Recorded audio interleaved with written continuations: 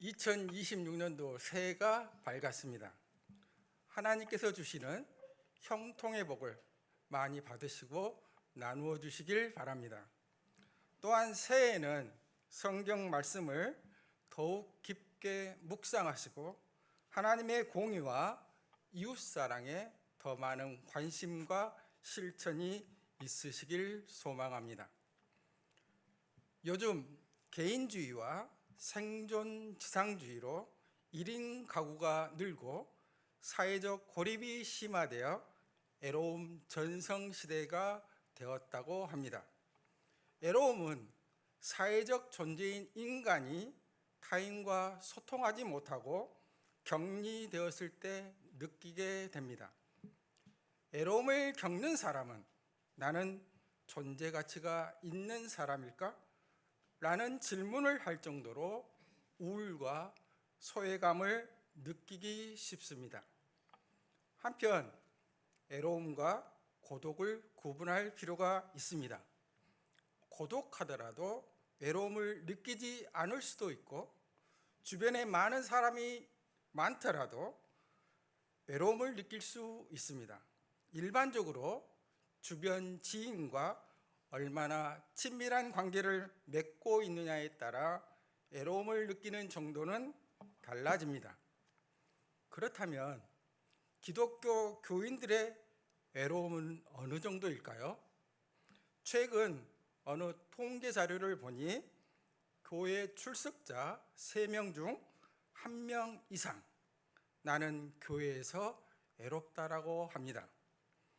친밀한 교제와 사랑이 넘쳐나야 할 교회에서 많은 기독교인들이 외로움을 느끼고 있습니다. 교회에서 외로움을 느끼는 응답자들에게 어떤 상황에서 외로움을 느끼는지 물어본 결과 마음을 터놓고 이야기할 사람이 없을 때를 가장 높게 꼽았으며 이 중 남성이 여성보다 응답 비율이 높게 나타났습니다.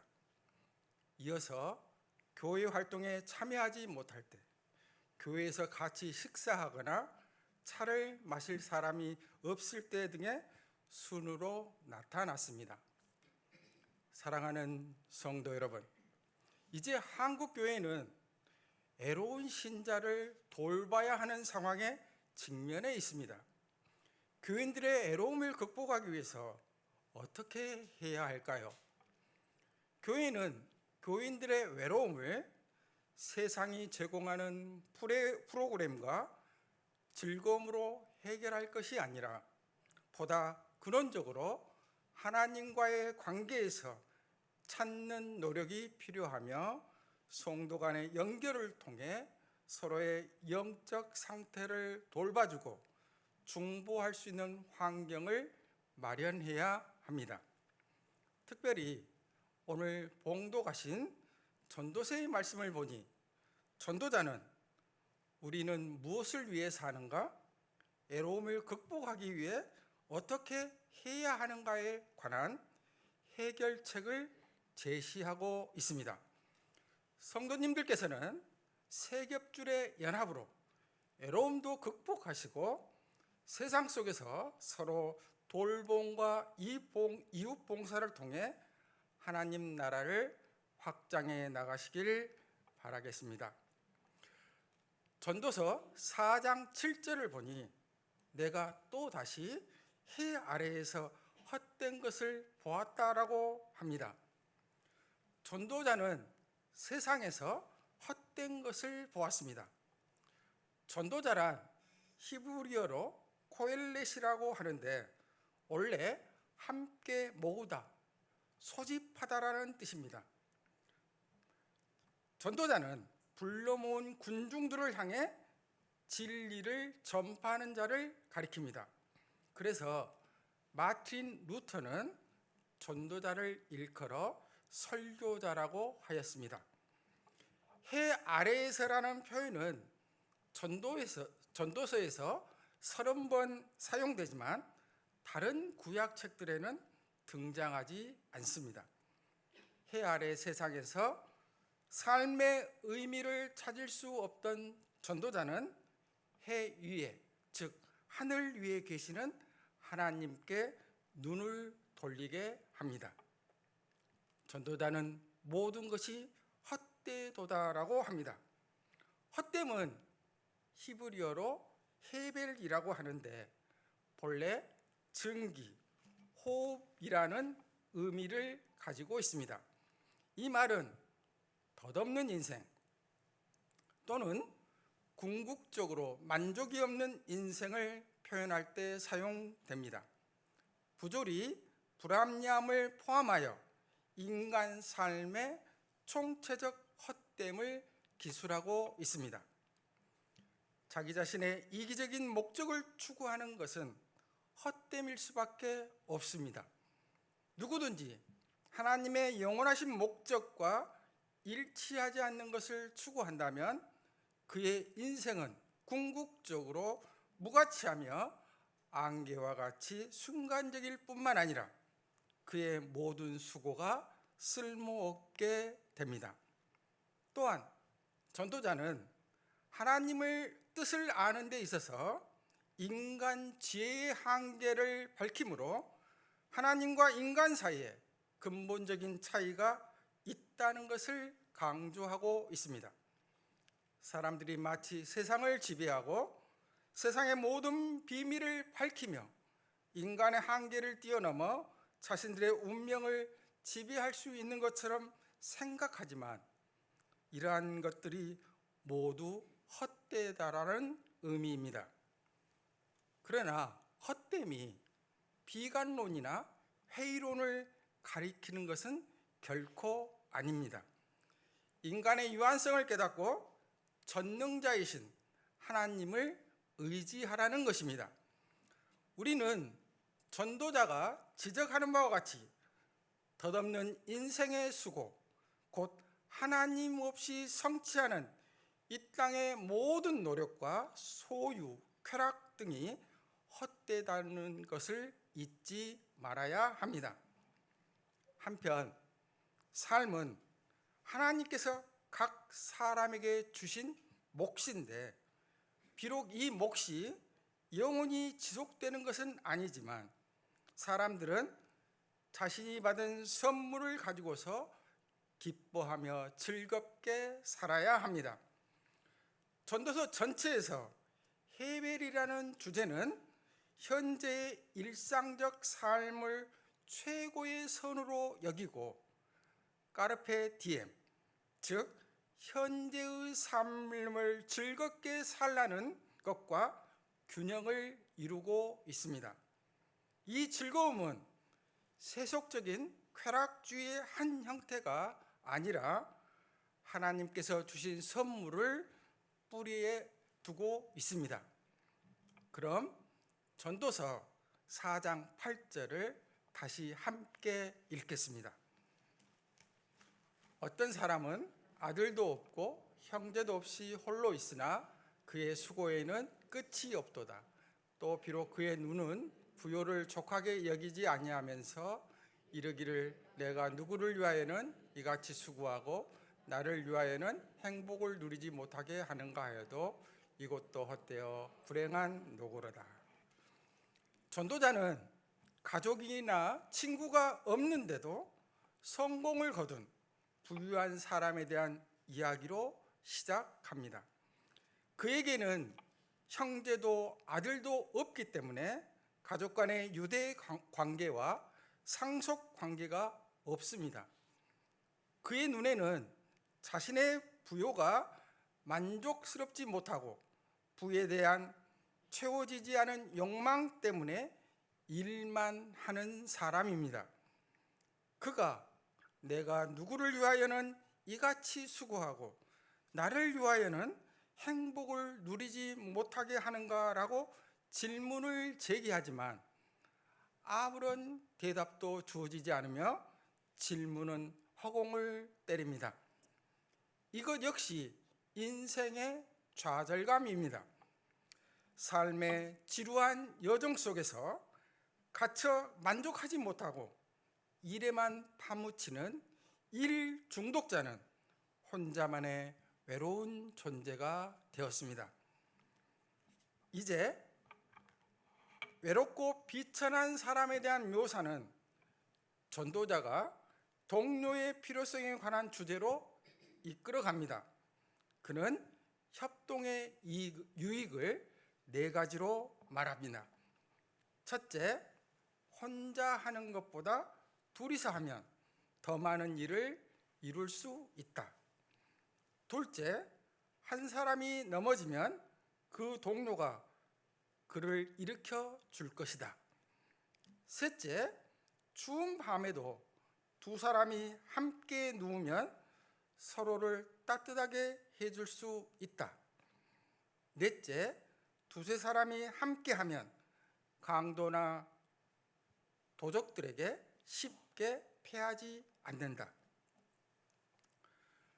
전도자는 인간관계의 부재를 소모적이고 안식도 없는 수고와 마찬가지로 무의미하며 비인간화된 것으로 이해하고 있습니다.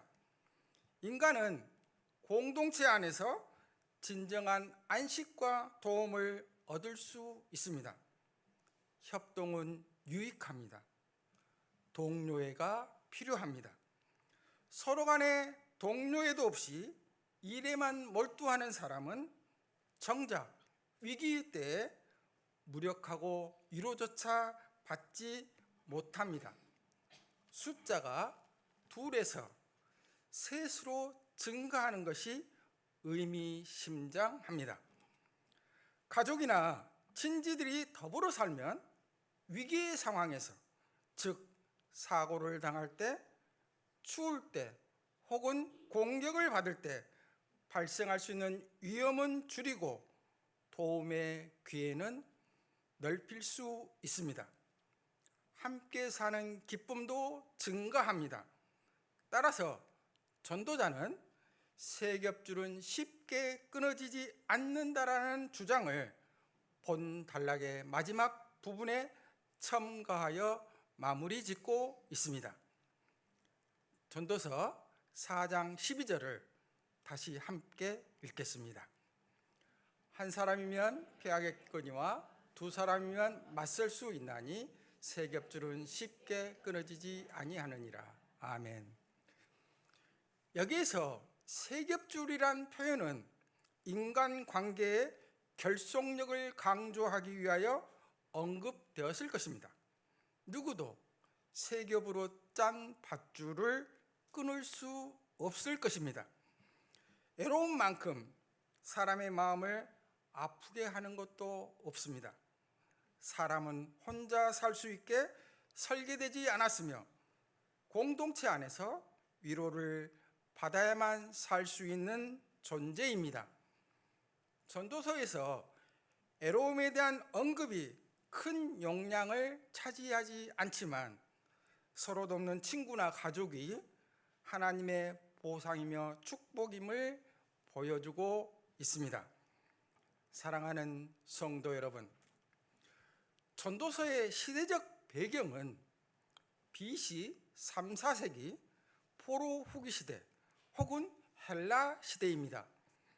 헬라화 시대의 정치적 억압과 사회적 불의, 지나친 경쟁과 물질 추구 세계에 살고 있는 전도자는 이것도 헛되다, 이 세계에서 혼자 사는 삶은 어렵고 고통스럽다라고 비판을 쏟아내고 있습니다. 만약 그 짐을 혼자가 아닌 두 사람 이상이 서로 나누어 짊어질 수 있다면 상황은 달라질 것입니다. 지나친 노동과 욕심 때문에 일어난 외로움의 문제에 대한 대안이 무엇입니까? 둘이 혼자보다 낫습니다. 세겹줄은 쉽게 끊어지지 않습니다. 성도님들께서는 해 아래에서의 삶을 믿음의 동료들과 함께 불안과 외로움을 극복하면서 더불어 즐겁게 살아가시기를 바랍니다. 전도서에서는 둘이 혼자보다 나으며 세겹줄은 쉽게 끊어지지 않는다라고 하였습니다. 협력과 연합은 더 좋은 결과를 얻을 수 있으며 외로움을 극복할 수 있습니다. 시편 133편 1절을 함께 읽겠습니다. 보라, 형제가 연합하여 동거함이 어찌 그리 선하고 아름다운고. 아멘. 연합은 선하고 즐거우며 분열을 근절시키는 아름다운 것입니다. 하늘에서 내리는 풍성한 생명입니다. 그렇다면 성도 간에 어떤 연합이 이루어져야 할까요? 저는 특별히 세 겹줄로 말씀의 연합, 기도의 연합, 행함의 연합을 제시하고자 합니다. 성도님들께서는 성령의 감동으로 사랑하는 마음이 풍성하게 일어나고 말씀, 기도, 행함의 세 겹줄 연합이 이루어져서 외로움이 극복되고 믿음과 순종으로 하나님께 영광 돌리는 삶을 살아가시길 바랍니다. 골로새서 2장 2절과 3절을 함께 읽겠습니다. 이는 그들로 마음의 위안을 받고 사랑 안에서 연합하여 확실한 이해의 모든 풍성함과 하나님의 비밀인 그리스도를 깨닫게 하려 함이니 그 안에는 지혜와 지식의 모든 보화가 감추어져 있느니라. 아멘. 사랑 안에서 연합하여라는 표현은 사랑이 그들을 하나로 묶듯이 그들이 충만한 지혜와 지혜에 이를 것을 암시합니다. 더 나아가 연합하여는 교육을 받아라는 의미도 있습니다. 확실한 이해의 모든 풍성함은 통찰의 결과로 얻은 근거 있는 확신, 곧 진리와 거짓을 분별하는 능력을 가리킵니다. 그리하여 지혜의 보화를 이용할 수 있는 유일한 곳인 예수 그리스도를 바라보도록 권면하고 있습니다. 하나님의 비밀인 그리스도를 깨닫기 위해서 어떻게 해야 할까요? 사랑 안에서 말씀으로 연합해야 합니다. 충만한 지혜와 지식에 이르려면 말씀 및 성경 공부에 함께 모여야 합니다. 이와 관련하여 함께 모여서 성경 및 말씀을 공부했던 하나의 사례를 제시하겠습니다. 17세기 독일에서 루터파 교회의 정통주의에 반대하여 신앙의 내면화, 영혼의 경건, 신앙적 실천을 중요시하는 개혁적 이상을 도입한 경건주의 운동이 일어납니다. 그 창시자 슈페너는 성직자와 평신도의 차이를 강조하지 않고 공동 책임을 감당하기 위한 소그룹 중심의 경건 훈련과 성경 공부 시행을 주장합니다. 그는 일명 경건한 모임에 특별한 관심을 가졌으며 이 모임에서 독서, 묵상, 경건한 대화가 이루어집니다. 소그룹 성경 공부는 성령의 조명을 강구하는 기도를 한 뒤에 성경을 읽고 의미를 새기는 묵상을 하고 깨달은 말씀으로 기도하며 마지막으로 구체적인 삶의 자리에서 말씀을 삶으로 풀어내는 방식입니다. 성경 읽기와 묵상은 성령의 생각과 일치하는지를 파악하는 것이 전제되어야 하며 성경 구절의 바른 이해와 이를 바탕으로 한 경건한 대화가 중요한 골격을 이루고 있습니다. 신학자 하워드 스나이더는 교회 안의 소그룹은 교회의 본질적 조직이라고 하였습니다. 소그룹에서 진정한 만남이 이루어지고 자기 기만과 불신이 사라진 참된 인간성으로 서로 관계를 맺어야 합니다. 이런 소그룹이라면 애로움이 극복되고 은사의 발견과 사용에 대한 최대의 희망을 제공할 것입니다. 예수님께서도 사역의 중심을 12명 제자의 그룹에 두셨습니다. 소그룹 12명의 제자들에게 말씀과 삶의 모범을 가르치셨습니다.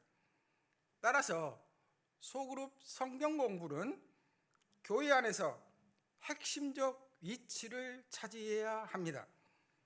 주님의 말씀에 대한 깊은 묵상과 함께 우리의 삶이 믿음과 행함으로 빛과 소금이 되어 갈 것입니다.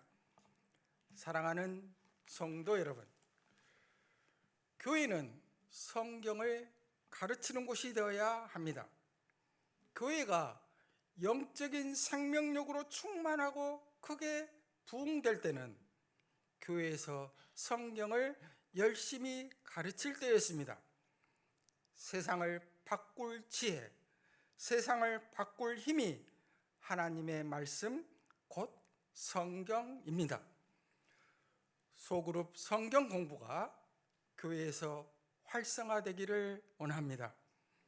성도님들께서는 소그룹 성경 공부, 즉 제자훈련, 사역훈련, 성경 신앙 광자 등에 적극적으로 참여하여 말씀이라는 밧줄을 통해서 성령의 감동으로 하나님의 세미한 음성을 들으시길 바랍니다.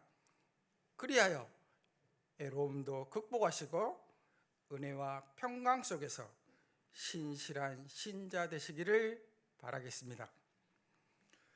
평소 그리스도인으로서 기도를 자주 하실 것입니다. 이웃을 위해 서로 연합하여 중보 도움 기도를 하면 어떻겠습니까? 골로새서 1장 9절과 야고보서 5장 16절을 함께 읽겠습니다. 이로써 우리도 듣던 날부터 너희를 위하여 기도하기를 그치지 아니하고 구하노니 너희로 하여금 모든 신령한 지혜와 총명에 하나님의 뜻을 아는 것으로 채우게 하시고 그러므로 너희 죄를 서로 고백하며 병이 낫기를 위하여 서로 기도하라. 의인의 강구는 역사하는 힘이 금이니라. 아멘. 하나님의 뜻은 교회를 통해 장차 도래할 하나님의 나라와 의를 구현하는 것입니다. 하나님의 뜻을 아는 것으로 채우고 죄를 서로 고하며 병 낫기를 위하여 서로 기도하면 역사하는 힘이 클 것입니다. 종교개혁가 칼빈은 기독교 강요에서 우리의 소망을 주님께 의존해야 한다라고 기도의 의미를 부여합니다. 기도는 인격체로서 하나님을 신뢰하는 것이며 기도의 핵심은 하나님을 의존하는 것이지 그저 달라고 요구하는 것, 즉 주문을 내어 무엇인가 이루고자 하는 획득은 결코 아니다라고 말합니다. 따라서 기도의 연합은 추상적인 교제가 아닌 인격적인 만남으로 소통하는 것이고 주님과 대화 속에서 피어나는 향기인 것입니다. 그렇다면 연합하여 기도를 어떻게 해야 할까요? 첫째, 하나님을 찬양하고 하나님의 영광만을 생각합니다. 둘째, 부족함에 대한 자각이 필요합니다. 죄와 용서에 대한 자백과 삶을 고백합니다. 셋째, 감사와 간구의 기도를 합니다. 감사는 기도 안에서 하나님의 은혜와 구원, 그리고 영광을 그분께 돌려드리는 마음입니다. 간구는 하나님 뜻과 함께 우리의 마음의 소원을 구하는 것입니다. 사랑하는 성도 여러분, 기도의 연합은 서로 성령 안에서 말씀을 통해 기도하는 것입니다. 예수 그리스도의 사랑으로 이웃을 위해 하나님께 간구하는 것입니다. 주님과의 대화를 통해 외로움도 극복할 수 있으며 위로를 받을 수 있습니다. 성도님들께서는 성령에 의해 그리스도인으로서 정체성을 회복하고 말씀과 믿음으로 기도의 연합을 이루시길 바랍니다.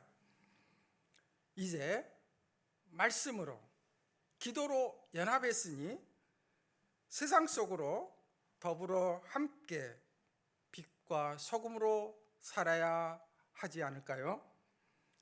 행함의 연합은 성도들이 지금 이곳에서 함께 그리스도의 사랑을 실천하는 것입니다.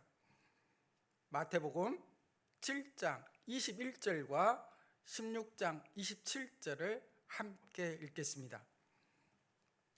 나더러 주여 주여 하는 자마다 다 천국에 들어갈 것이 아니요 다만 하늘에 계신 내 아버지의 뜻대로 행하는 자라야 들어가리라. 인자가 아버지의 영광으로 그 천사들과 함께 오리니 그때 각 사람이 행한 대로 갚으리라. 아멘. 21절 말씀처럼 아버지의 뜻대로 행하고 연합해서 나눔과 섬김을 하면 어떻겠습니까? 나눔과 섬김은 예수 그리스도의 사랑을 실천하는 데 가장 귀중한 가치 중에 하나입니다. 나눔과 섬김을 통해서 예수님의 모습을 보여주고 하나님의 나라를 구현하는 데 일조할 수 있습니다. 우리의 섬김은 먼저 하나님을 향하는 것으로 시작합니다. 우리는 하나님의 사랑의 경험과 응답으로 섬김의 마음가짐을 갖추고 그 사랑을 주변의 이웃들에게 확장하여 하나님의 영광을 나타내야 합니다. 사랑하는 성도 여러분, 교회는 나눔과 섬김의 중심지입니다. 각자의 은사와 능력을 바탕으로 교회와 세상 속에서 연합하여 다양한 봉사를 수행함으로써 하나님의 의와 나라를 확장해 나갈 수 있습니다. 성도님들께서는 행함의 연합을 통해 작은 행동부터 시작해 다른 이들에게 희망과 사랑을 전하는 데 열정과 노력을 기울이시기를 바랍니다. 한편 연합하는 데 있어서 유의할 점이 있습니다. 성도 간에 서로 신뢰하는 분위기가 형성되고 말씀, 기도, 행함의 연합 관계로까지 발전되기 위해서는 자신이 먼저 마음의 문을 열고 혀를 조심하며 성도들의 프라이버시가 침해되지 않도록 배려해야 합니다. 이제 말씀을 정리하겠습니다. 웨스트민스터 신앙고백 제26장은 성도들의 친교에 관한 내용입니다.